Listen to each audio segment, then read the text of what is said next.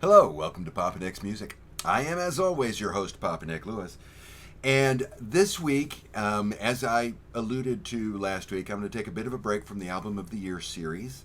Last year, I gave you my Albums of the Year for the years 95 to 2004. And in that episode, I talked about a couple of albums. They were, spoiler alert if you haven't seen the episode yet, two of my albums of the year and one of my runners up. And I mentioned that I formed a particularly strong attachment to these albums because of the circumstances of my life that were, you know, in operation when I first heard the albums. Boy, that was an awkward way to say that. Um, so this week I want to talk about those three albums and why they had such an impact on me. Before we get into this, a couple of disclaimers.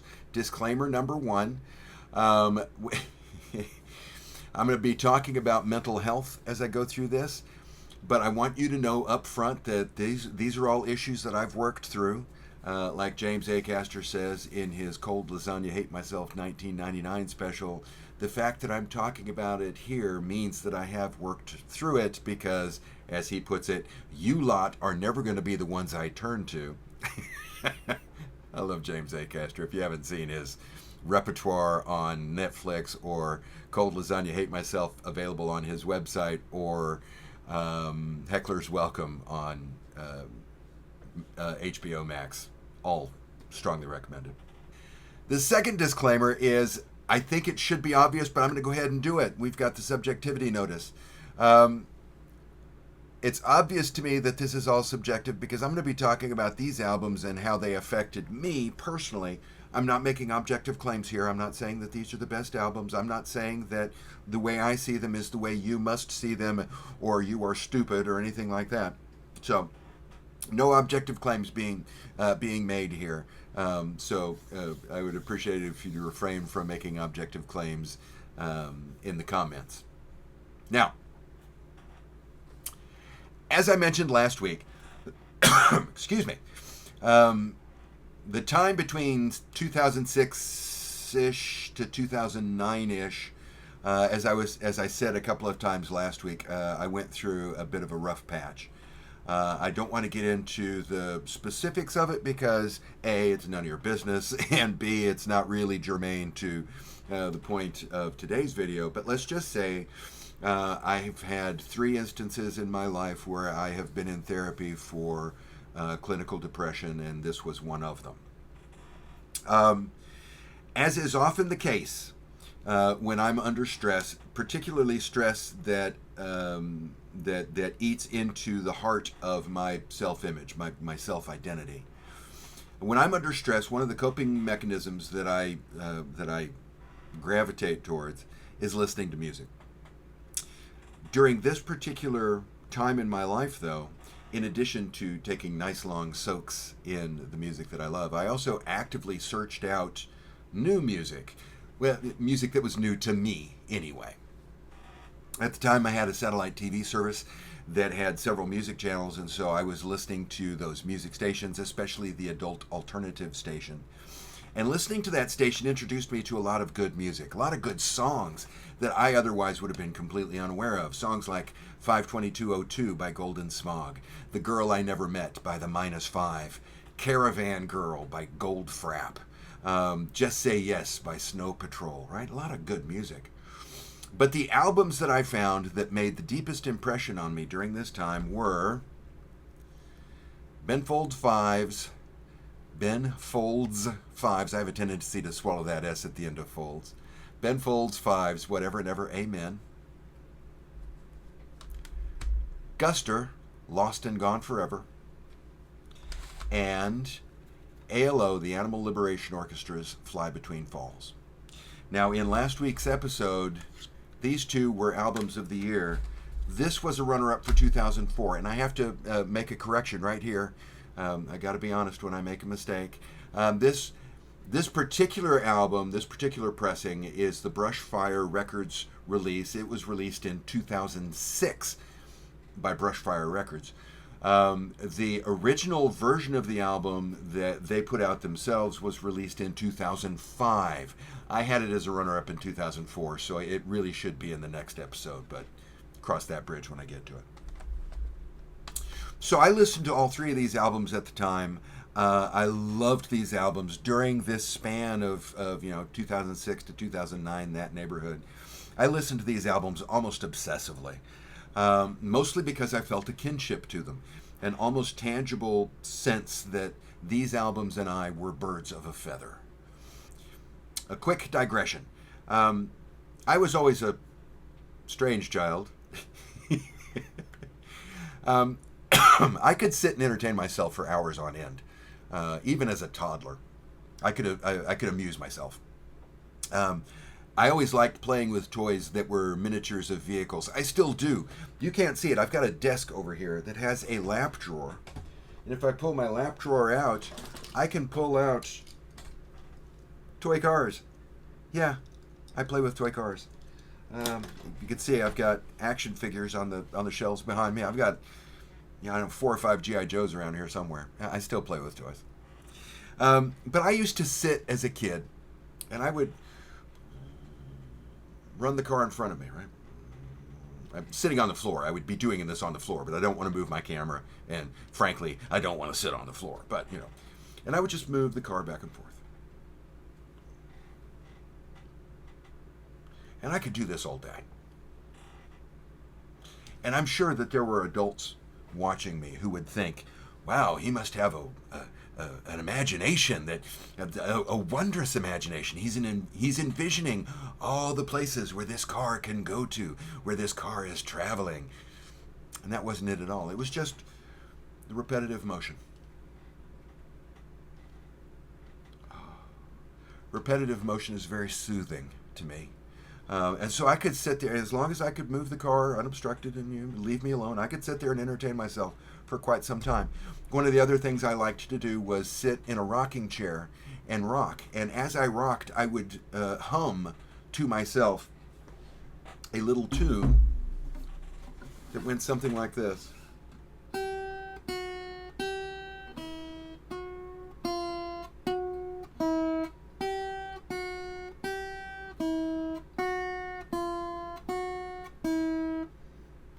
Over and over and over again. And again, I could do this for like what seemed to me to be hours. I don't know how long it actually would take. Repetition of simple structures, whether they're melodic structures, whether it's physical movement, whatever. Repetition is soothing to me. And nobody ever thought to see if I was autistic. So a nice little song that has a tune that makes sense. It's logical, but also resolves itself. Right? It goes off, but it comes back to its point, and maybe it goes this way, but it comes back. Right? So a simple tune that resolves itself without any weird turns is automatically going to be appealing to me. It's tapping into that same basic repetition. This is also why I like intricate harmonies. When I'm listening to a melody, it's not like I have synesthesia. I'm not seeing colors and shapes and stuff like that.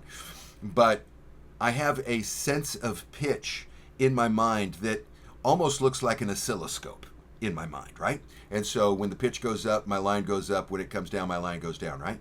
And so if I can see a melody that has an accompanying pitch, well, they're going in different directions, but you know what I mean.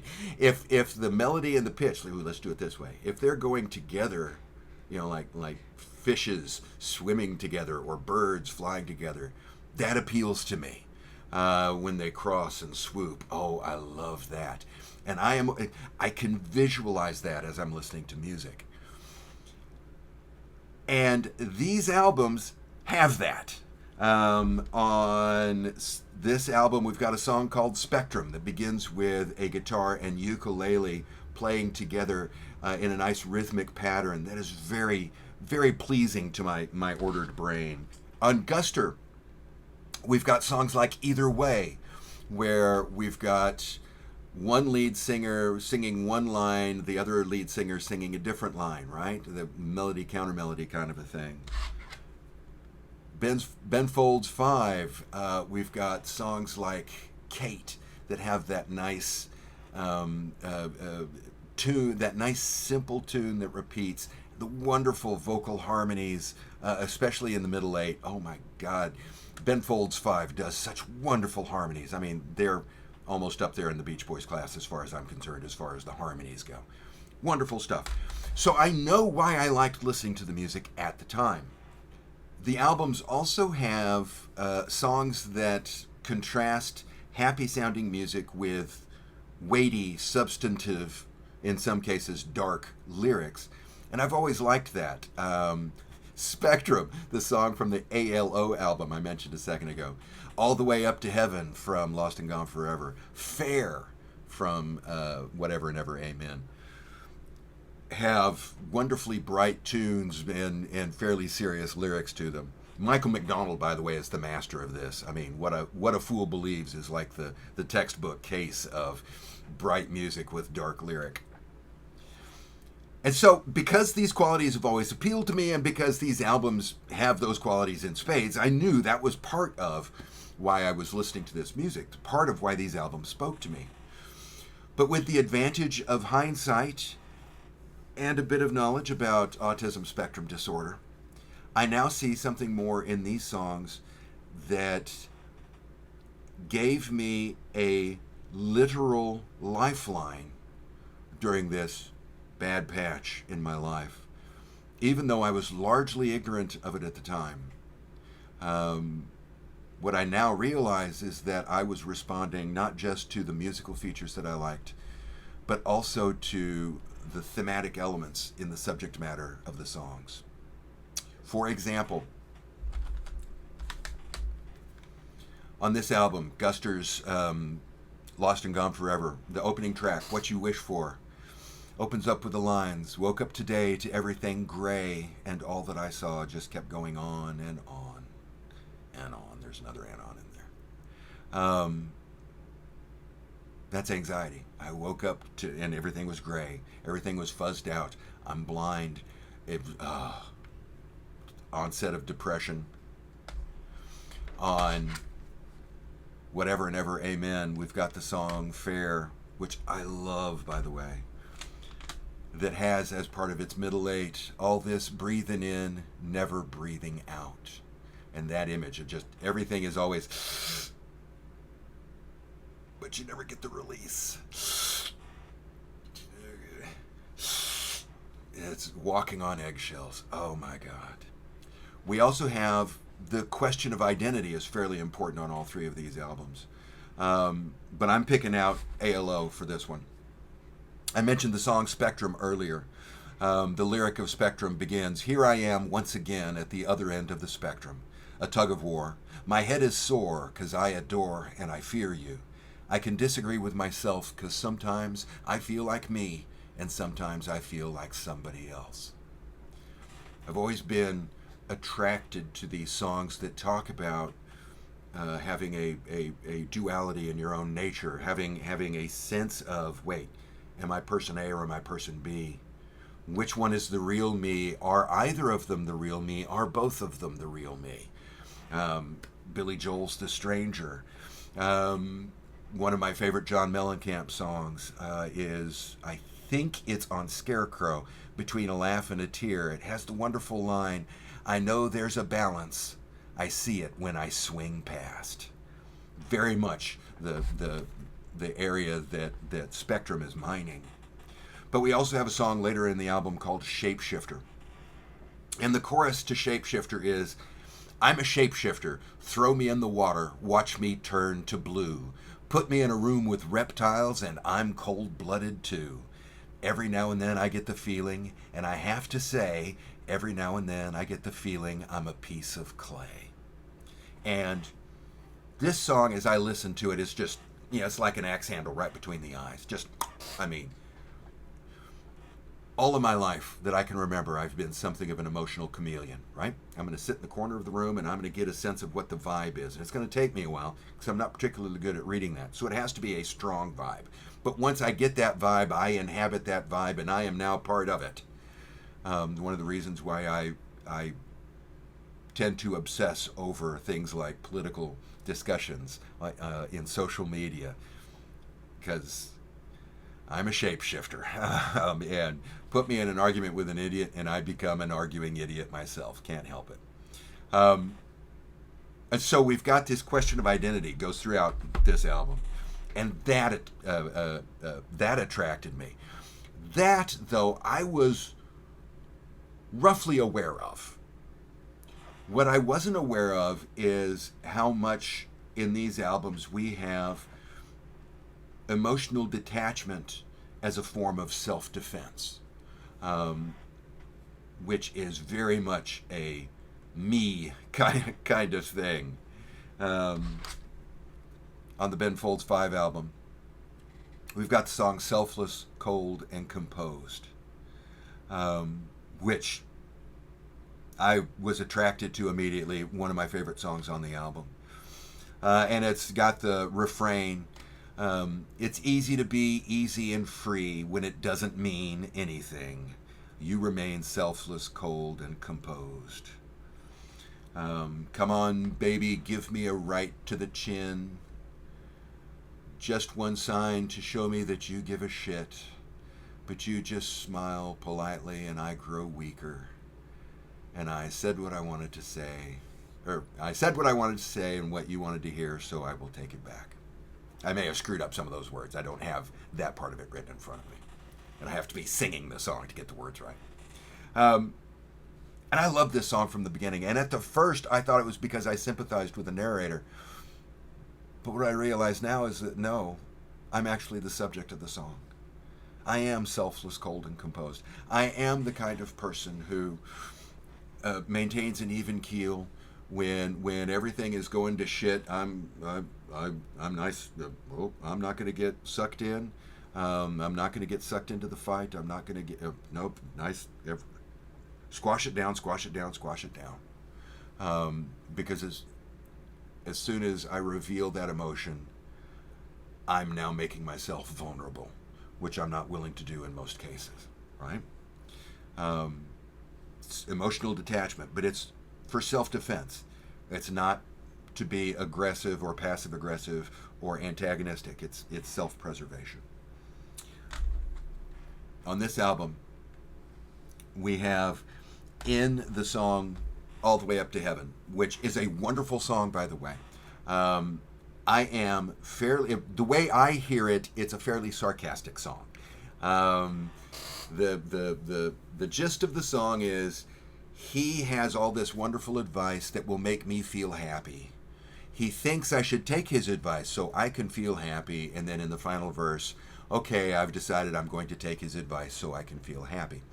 And there's enough winking references. At one point, he can tell a fairy tale of happily ever after, right? So there are enough of these, subtle kind of references to where I'm pretty sure that the subject matter of the song is not that he can actually do this, but it's a comment about the people who respond to that sort of thing. But in the final, in the closing bits of the song, with Guster, you've got two vocalists. You've got Ryan Miller and Adam Gardner. I like Adam Gardner's voice more than... Ryan Miller's a fantastic vocalist, don't get me wrong. I'm not saying he's a bad vocalist. He's technically a very good vocalist. He's got a good tone to his voice and everything. But he sings about a key and a half higher than I'm comfortable singing. So if I'm doing Ryan's, I'm having to, clench my anus to the point where it is becoming a black hole. Sorry for that image. So I prefer Adam Gardner. He sings more in my range. But Ryan is singing the, yes, I want to be happy, I'm going to do it. And along with that, Adam starts doing a counter melody. And as part of the counter melody, he says, nothing to fear, nothing to hide. You just say what's on your mind. Needn't think before you speak. This is how it's meant to be. And when I first heard that, again, man, axe handle right between the eyes. I don't know that I've ever spoken without thinking. Even when I'm doing these videos, and it sounds like I'm largely just rattling. Okay, sometimes I kind of am. But even here, I'm working off of notes. I've worked this through. I've been muttering to myself for the last 2.5 days as I'm walking around the house, working through how I'm going to say this stuff. One of the quirks of my personal life is when I about 10 years ago, I made some decisions about how in the after effect, in the aftermath of this rough patch that I'm talking about, I made some decisions about how I was going to live my life. And one of those decisions was that I was going to stop answering the phone because I don't like talking on the phone. Talking on the phone is no good. And so I stopped answering the phone. And when I do this, I tend, if people ask me why, I tend to frame my reason for not talking on the phone in terms of things like, well, I've got a slight hearing loss, and it's hard to talk on the phone unless I'm using a headset, which is true. And I say, I've got minor tinnitus, which sometimes makes it hard to hear when I'm talking on the phone, which is slightly true. And I will say, okay, I think I'm likely ADHD. I have a hard time focusing unless I can see your face. And that is largely true. But none of these are the real reason why I refuse to talk on the phone. I don't talk on the phone because when I'm talking on the phone, I have to say what's on my mind. If I'm talking via text or email, I get a chance to polish and make sure that the thing I say reflects what I'm actually trying to say. Because there are a few things more just to my spine frightening than the idea that I might be misunderstood by somebody or I might mislead somebody by saying the wrong thing, which is a very real fear that I've had for virtually my entire life. So, yeah, you just say what's on your mind, needn't think before you speak, this is how it's meant to be. Oh man, that would be paradise. But when we're talking about emotional attachment as a form of self-defense, the poster child is my favorite song off of this album, which is a song called Center of Attention. When I was first thinking about doing this video, one of the things I toyed with was just walking through this, doing a more in-depth review of this album. And one of the songs on here has a reference that I thought that might mean something, so I'm going to look that up and see if there's an allusion there. It's the song I Spy. The line goes, I feel so damn sad because I spy something red. And I thought, okay, I see something red, I see a red flag, I see a warning light, okay, that makes sense. But I thought there might be something else that it's referring to, and so I did a little research to find out if there was. Turns out there wasn't. This was a bit of a tangent, but what the hell. As I was doing that research, I came across a blog that a guy has written. I didn't catch the guy's name. I didn't write it down. But he was talking about the strengths and weaknesses of this album. He really liked I Spy, by the way. He didn't care much for Center of Attention. He thought it was, and I'm quoting, self-consciously immature. Because he's hearing this as if it's a little kid. The refrain, before we get into the chorus, is, I'm the center of attention in the walls inside my head, and no one will ever know it if I keep my mouth shut tight, tight, tight. And the way he saw that was, this is a little kid in the corner going, la la la la la la la, right? That's not what I see. What I see is I'm the center of attention in the walls inside my head. No one will ever know it if I keep my mouth shut tight. As long as I shut everything down, I don't let anyone in, I don't let anything out, then I'm okay. And everything is safe. The rest of the chorus that we then get into, my own little world, it's what I deserve, 'cause I'm the only child there is. The king of it all, the belle of the ball, I promise I've always been like this. Forever the first, my bubble can't burst. It's almost like only I exist, where everything's mine, if I can keep my mouth shut tight. Now, this guy sees that as childish self-absorption. Not how I see it. My own little world, it's what I deserve. It's what I've sentenced myself. This is the hell that I deserve. Right? We deserve bad things as often as we deserve good ones. I'm the only one in my own little world. I promise. I've always been like this. This is just it's the way my psychology exists. These are the rules that I've lived under. My bubble can't burst. Forever the first. My bubble can't burst. It's almost like only I exist. And it works for me.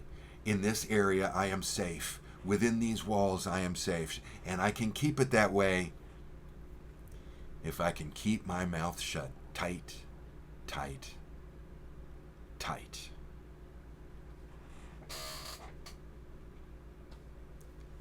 Isolation is a form of self-defense.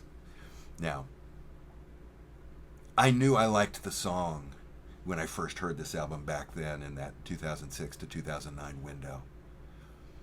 But I didn't see how clearly it was describing my own struggle and what I was going through at the time, the way I can see it now. But I don't want to be too much of a downer here. There's also some good stuff.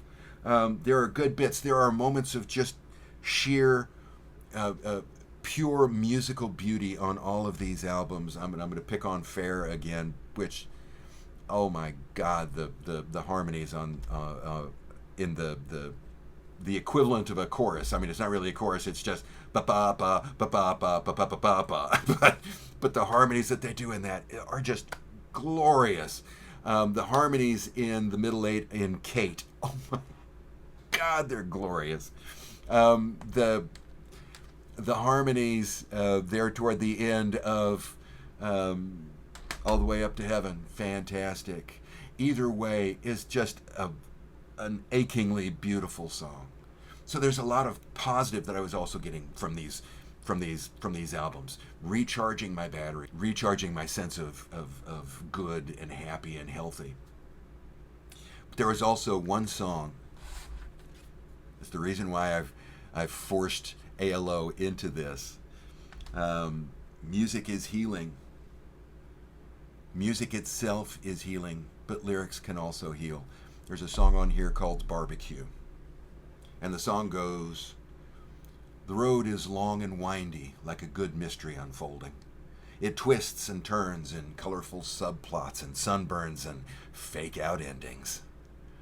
And sometimes my patience in the whole process starts bending as I attempt to unravel the web by traversing and rehearsing and perversing along the doubt-laden extension cord thread of my life. And in this life, we're free to dream whatever we want to, but that doesn't mean that our dreams are going to come true.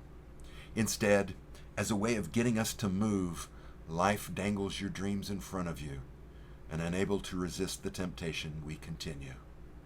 And it's clear to me that this life is going to be all about the dangling possibilities that keep turning in and turning out. It's clear to me that this life is going to be all about the dangling possibilities.